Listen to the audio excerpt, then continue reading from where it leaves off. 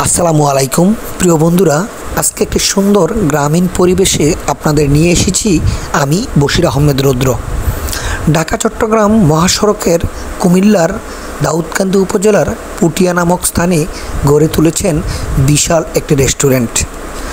গ্রামের এই সুন্দর পরিবেশ আপনাকে যেমন মনোমুগ্ধকর করবে, তেমনি আশেপাশে বিল এবং নদীনালা যেন মন ছুঁয়ে যাবে আপনার পরিবার নিয়ে যখন আপনি ঘুরতে আসবেন। ইট পাথরের শহর থেকে মানুষ যখন এলোমেলো হয়ে যায়, তখনই একটু শান্তির খোঁজে চলে আসেন গ্রামীণ পরিবেশে। ঢাকা চট্টগ্রাম মহাসড়কের ইলিয়টগঞ্জ থেকে মাত্র 3 কিলোমিটার পশ্চিমেই অবস্থিত এই সুন্দর রেস্টুরেন্টটি।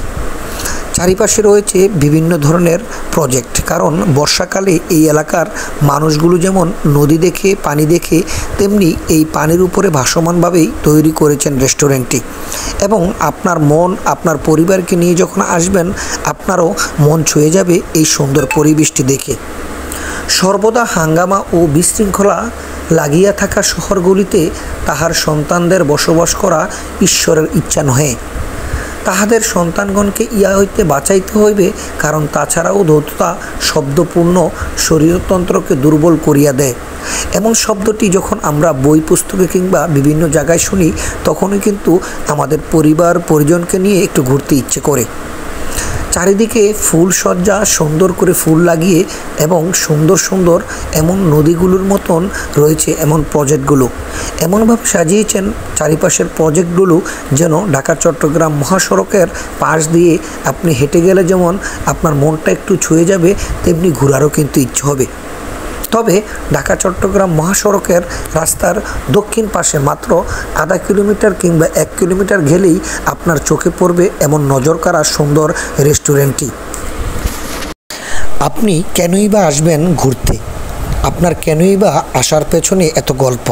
কারণ গ্রামীণ পরিবেশ এবং শান্তির খোঁজেই কিন্তু একটু স্বস্তি খুঁজে পান অট্টালিকা এবং শহরে থাকা মানুষগুলি। শহরগুলিতে বহু লোক বাস করে, যাহাদের পা রাখিবার মতো একটি সবুজ জমি নাই, যাহারা বছরের পর বছর নোংরা প্রাঙ্গণ ও সংকীর্ণ গলি, ইটের দেয়ালু, পাকা মেঝে এবং ধুমাশা ঢাকা আকাশ দেখিয়া আসিয়াছে। তাহাদিগকেই যদি কোনো সবুজ ক্ষেত্র, জঙ্গল, পাহাড়, তটিনী নীল আকাশ, বিশুদ্ধ বায়ু বিশিষ্ট কৃষি এলাকায় লইয়া যাওয়া হয়, তাহাদের নিকট স্বর্গ মনে হইবে। তেমনি করে কিন্তু এমনভাবেই সাজিয়েছেন এই পুটিয়া এলাকার যিনি রেস্টুরেন্ট মালিক।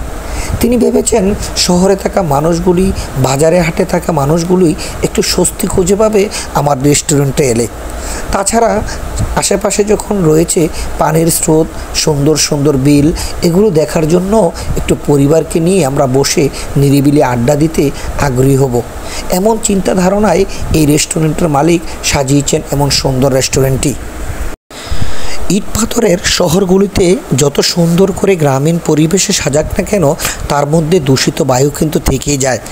কিন্তু গ্রামীণ পরিবেশে যখন হাঁটা চলা কিংবা সবুজ ঘাস ঘেঁষে আপনি হাঁটবেন, তখন আপনার মধ্যে একটি স্বস্তি খুঁজে পাবে। শহরে থাকা মানুষগুলো ইট পাথরের এই বেড়াজালে থেকে নিজেকে অস্বস্তির মধ্যে ফেলে দেন, আর তাদের জন্যই এই রেস্টুরেন্ট এবং সুন্দর করে সাজিয়েছেন এই নিরিবিলি স্থানটি।